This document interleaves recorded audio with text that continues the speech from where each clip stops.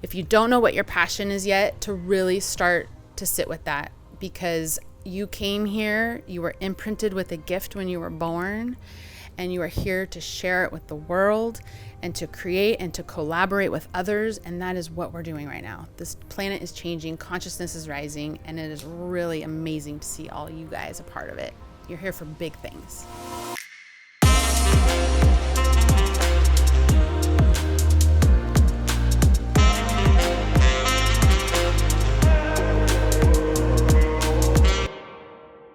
Hi, my name is Amiel Mizrahi. I'm a Norman Aid peer counselor. Thank you for joining us on Season 5, Episode 8 of our podcast.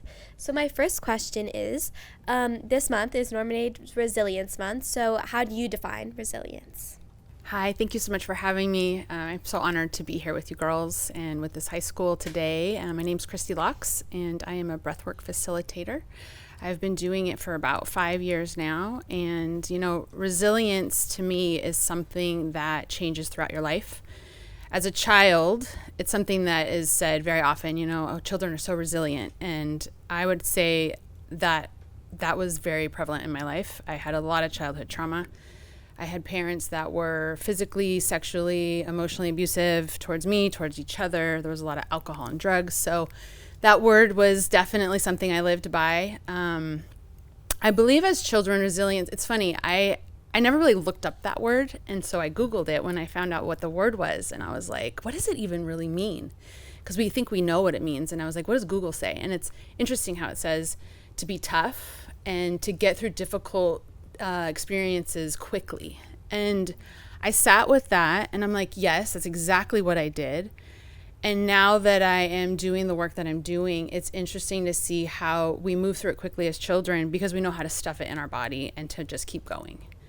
And so I then come to find out one day you have to deal with that. You have to deal with what's been stored in your body. And so that is what has brought me to this moment and where I'm at. And here I am with you guys. So, yeah. Thank you so much for sharing a little bit about your story. And I definitely agree with you on how when you're a child you take whatever happens and you just store it inside your body and you move on, and that's something I do, and I'm starting to realize I need to confront how I feel, and that's really how I'm going to be resilient and move on instead of holding it within myself, and then it leads to more not drama but issues. So I definitely agree with you on that. My next question is, can you tell us a little bit about yourself and your journey through breath work? What led you to this path of emotional healing and guiding others? Yeah, so it's kind of exactly what you just mentioned, where everything that I had ever gone through, I stored in my body, and eventually you hit this point in your life where you kind of feel like you hit rock bottom, and whatever that means to you. I did become addicted to certain things. I was addicted to drinking, not to the point where I was an alcoholic, but enough to where it was I was doing it more than just casually. And I was addicted to Adderall for a while. And I was working, and that's all. And I have 2 children, and I would just work and just try to distract myself from the emotions that were stored. And one day I was like, I don't enjoy my job. I did real estate for 15 years. And I was not present for my kids. And I was one of those parents that was like, oh, I just, thank God they go to school. They're at school. I don't have to take care. And so all of this stuff that was going on in my body and my mind, it hit me. And I woke up one day just not feeling good. I'm like, I don't want to be here anymore. It was really interesting where I was, knowing I would never do anything to myself because I had kids. But how was I going to keep going and move forward? So resilience hit me in a big way in that moment. And what I've come to find out is resilience at a certain point in your life is not pushing through the toughness, asking for help. I asked this girl that I worked with, I don't know what to do. I just don't feel good. She's like, you need to go somewhere. I'm like, I do. She Googled something. Sedona popped up.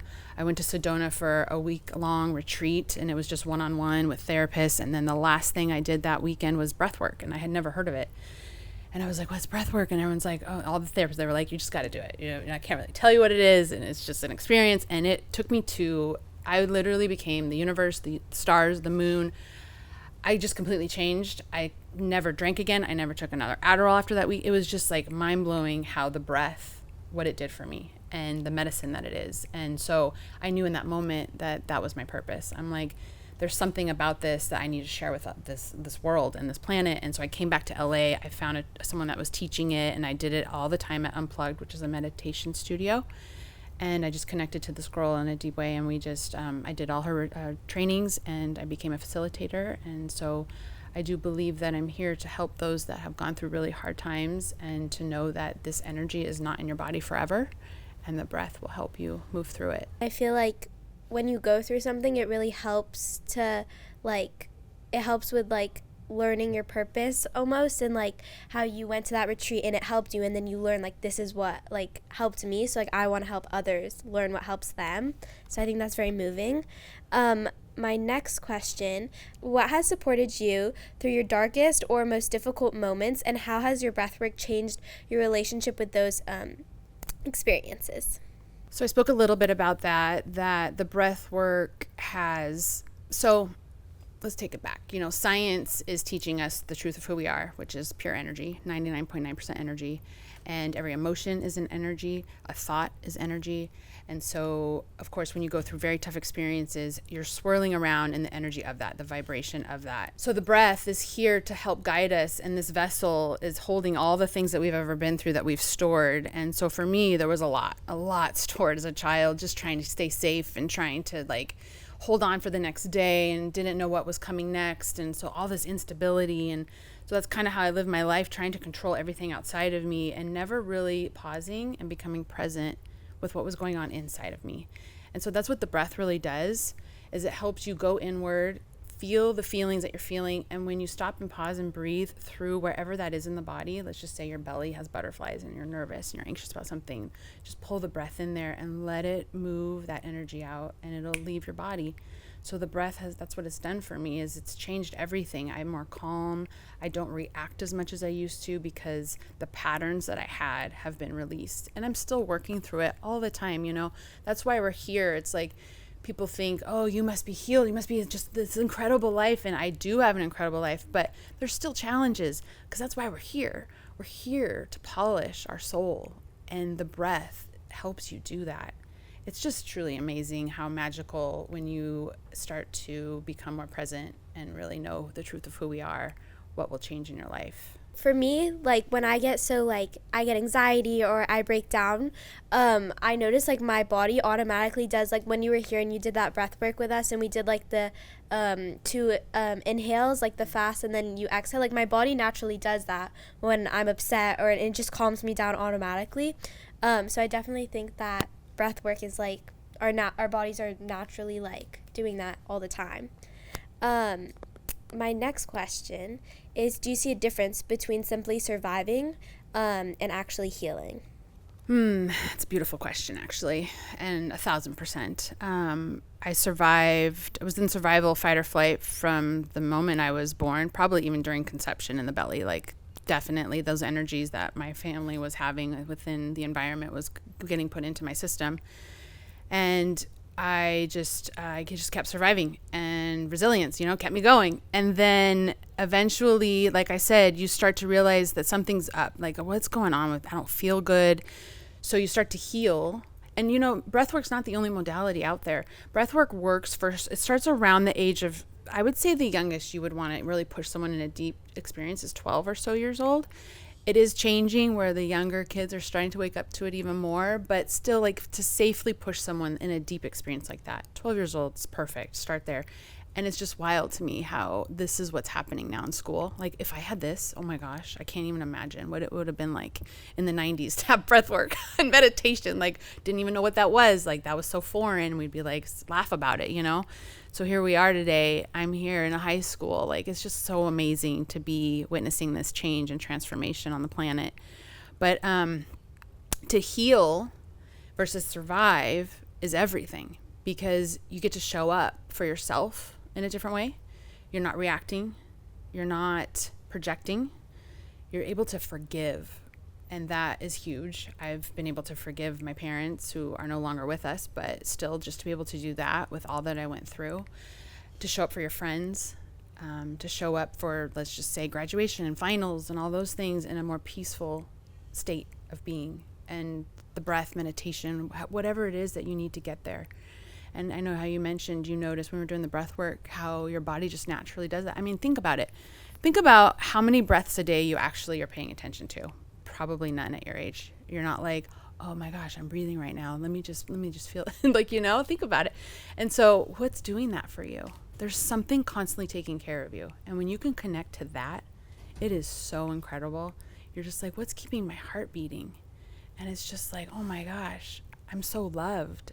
You matter. You're here. Like, you're in this body. Just got the chills because it's just like, it's so powerful. And, not everyone at your age is at that point to connect to that. And that's okay, because you got to realize you are where you are. It's perfect where you are. Everything's unfolding for your soul to be evolving where it's meant to be and what you came here to do. And so when you listen, whoever listens to this, it's not about doing this perfectly and be like, oh, I wish I had, like, don't do that to yourself, but you will one day wake up to all of it. There's no way around it. And that's what's so beautiful about this journey. And just to make sure that you always connect to those within your life and be there for them. Yeah, I definitely think this space that we have, Norm and Aid, is very helpful in high school. And just like to take a moment, and even if you do like breath work on your own, like you got to take 15 minutes of your time outside of class and like to come in here and like just sit in your feelings and like do breath work. I feel like it helps a lot in high school. So I feel like this space is very helpful. Hi, I'm Leora Berumans. Nice to meet you. I'm a peer counselor. My first question for you is, can you share a moment in high school where you had to have resilience before you had the languages and tools that you have now? I really cannot pinpoint one exact experience. I think for someone that went through what I went through, it was pretty much every day. And so, the biggest thing that stands out in high school, I guess I should say, is I wasn't like the crowd that I hung out with. I was very poor. They all had money, but I somehow connected with the good people in my school, the popular ones. Like, I had that, which was amazing, but I still had behind the scenes so much happening inside, like embarrassment and so much shame. There was a lot of shame I had to show up with every day. So my coping skills, one was school was my safe place. I knew I was going to be safe there. And I became a straight A student, a people pleaser. I just made sure I was seen in those ways, and it felt good, and that was part of my resilience, was to be all of those things, knowing one day I would probably be burnt out by doing that, but it got me through that and it felt good. And so that's, what I would say is just the resilience always showed up, and I coped with getting good grades, being a good student, and which is an amazing thing to do, and I was able to go on the right path with the right kids. And so, yeah, it was just more of being able to show up the way I did, even though what was happening at home was really hard. So, yeah. I really like how you took a negative and you made it a positive and you made the best out of your experiences with school. The next question is, how do you deal with setbacks and challenges with self-esteem or self-purpose? So I would say, like, nowadays, when I'm older and I understand who we are and the tools that I have, I'm able to connect to something bigger than myself, than the self that I think I am, which is not who I am. This body and this ego that just loves to get it right. I got to be on time. I got to do it perfectly. And so lately I've been able to meditate in a deeper way to connect to the one that is listening to that and the one that loves all of that. So it's really important to, when you catch yourself being hard on yourself, which we all do, I do it all the time. I mean, before coming here, I'm like, oh my God, a podcast. What am I going to do? What am I going to say? Oh, and then I'm like, Chrissy, you obviously were meant for it, or you wouldn't have been given the invitation. And so we have to remember we will always be prepared and always have the right tools and know what to do in the moment. But just to know that you are loved and there is something bigger happening here taking care of you along the way. And so just to love the parts of us that are hard on ourselves and that do judge, and because it's going to happen, and to be like, oh gosh, did I really just judge that person and what that girl was wearing? And it happened, but maybe we don't speak it and voice it, but we just say, okay, I love the one that just, it's okay. Because I'll tell you what, anyone that hurts you is because they're hurting. And we have to realize that. Compassion, forgiveness, and just let it be, don't react. Just be like, oh my gosh, that person's hurting. And that's all that is. So, and I did a lot of that when I was young because I was hurting so much. Sympathize with you, and I agree with you with a lot of what you're saying. With like people who are going through something hard, they put it on other people. And I feel like that's something that, especially in high school, we need to learn to like know that like it's not just our feelings that matter, that it's everyone's. So with the end of the school year and finals coming up, what advice would you give students to take care of themselves during a stressful time? Ooh, how about this one? Can you put your devices away for a little while? That's a good one. I have a 13-year-old, so trust me, I get it. Like, no more TikTok. I mean, the most important things, as you all know, is like sleep. Try to sleep well, especially the day before, and eat well. I don't think at your age even at our age, all humans, we don't realize that food is energy. We have no idea, like, I'm just going to eat this McDonald's or I'm going to eat this, and it's energy. And so when we really are mindful with what we're eating and putting into our bodies, it changes everything. So what you're eating, how you're sleeping, and of course, coming from me, it would be, how are you breathing? So I know you mentioned again, like how your breath just automatically did that. And it was interesting when I was thinking about doing this podcast, I just put my hand on my belly and everything was contracted. And I was like, what? And it's like, even I do this. So I just took a minute and I felt my belly and I took a deep belly breath and everything softened. And I would honestly say, if you feel a moment of tension or anxiety and you're just like, I don't really like the way I feel, or I'm so worried about this, just pause for a minute, just 1 minute, not even that, a second. Put your hand on your belly, take a big belly breath. If you ever see a baby or a toddler bopping around, their bellies are just popping in and out, and we're all walking around like with our bellies sucked in, trying to have a six, it's like we're doing it all wrong and we're breathing in our chest. That creates anxiety. Shallow breathing creates anxiety and makes it worse. So pull the breath into the belly. And I know I saw a little sign here on the wall and it has box breathing in for a few counts, holding it, letting it go, that box breath. And it's all over YouTube and TikTok, I'm sure, so there's ways to learn how to do these quick little fixes to feel better. Sleep, breathe, eat good. Yeah, that's it. How has your definition of strength and resilience changed over the years? Kind of how I mentioned, resilience changes. So as a child, you get through it, you push down, you move on, you just keep going and going. And then when you get older, you find out that asking for help and asking for guidance, connecting to people is strength. And loving yourself more is strength. And that's really it, is to ask for help, to be vulnerable, and to just love yourself and just really create this small little soul family unit. Even if it's not your blood related family, you need someone. And I think that's where the world is shifting, is community is everything. Without that, we can't survive alone. That's like a little infant baby would die without someone taking care. Like, we have to have that. So to not be alone and just to suffer by yourself is not what we're here to do. And there's always someone there for you. Always. It's just you have to ask. And so many of us don't feel worthy of the help. And that's the first issue. And I just dare, if you are someone going through something, ask someone for help. Just one person. I guarantee you they're not going to push you away. And that right there will change your life. So. I feel like getting help is always hard, but I think what you shared with us will help people, and understanding that it's okay to get help. It's okay to not be okay at the end of the day. Yeah. So what have you learned about yourself through the toughest parts of your life? That I'm quite powerful.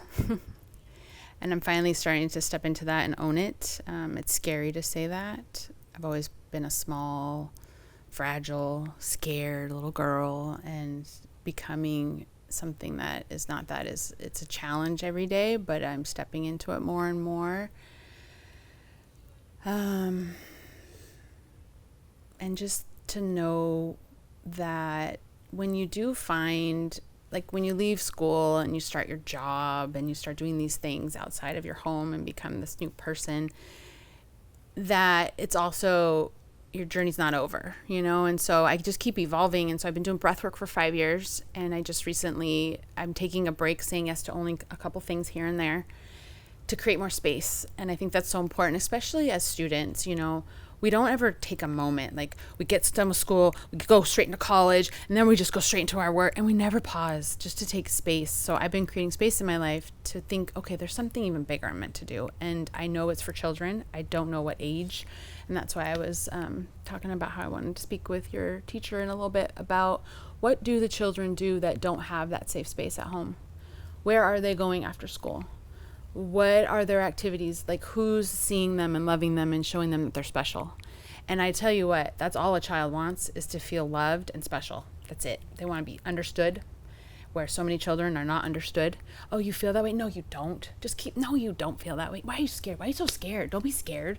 Well, I am scared. And so to let them feel and honor their feelings is huge, because then they grow up not trusting themselves. And that's how I was my whole life. I didn't trust my intuition. I didn't know that. I didn't trust which direction to go, because I just didn't think I was right. And I was all along, And so, yeah, I would just say, just to trust yourself, trust your intuition. I feel like it's so important, especially for young children, to understand that they can talk and they can have conversations and their feelings are valid, and hopefully that whoever they're talking to will not just push it aside, say it's okay, have a conversation, which is what I love about therapy, because it's a great place to have those conversations, knowing that you will be heard, and the person you're talking to is going to give you advice and not just say don't cry. They'll tell you how you can help yourself. This is something I learned a lot. I worked with kids in the summer, and I've dealt with a lot of crying children, and I was always like, what do I say to them? I don't want to tell them to stop crying, because at the end of the day, they have feelings, they're upset, they're sad about something. So I would always just try to comfort them and make sure they know that it's okay to cry, and we can have a conversation about it and figure out what's wrong, and we can improve, have a conversation with a friend that's being mean, or whatever's going on, to make sure I'm helping them rather than just dismissing them. Do you have any last things you want to add? Yeah, just to anyone that's watching, just to remember there's so many ways to get help nowadays. There's so many. And so when you ever feel stuck, there's a way out. And just to keep going, to know that life gets really, really good. And it might be already really, really good for you. And what if it got even better? Just to breathe into that. Just to know that you're so much more than what you think you are. And my biggest takeaway is, if you don't know what your passion is yet, to really start to sit with that, because you came here, you were imprinted with a gift when you were born, and you are here to share it with the world and to create and to collaborate with others. And that is what we're doing right now. This planet is changing, consciousness is rising, and it is really amazing to see all you guys a part of it. You're here for big things. Aho. When you never have a time to pause, I feel especially for graduating seniors. People are going to be seniors next year. I'm going to be a senior. And literally in a week, I'm going to be a senior, which is crazy to think about. And it's we're always told, you need to know what you're going to be when you grow up. You need to know your steps. You need to know where you go. And I feel like it's just good to know that you can take a pause. You can to figure out what you want to do, figure out where you want to be in life, because without it, you're going to get burnt out. We would like to thank our generous sponsors and partners, Michael J. LeBeau, Norman Aid Peer Counselors, KBEV, and of course, we'd like to thank our listeners. Stay safe and make today well lived.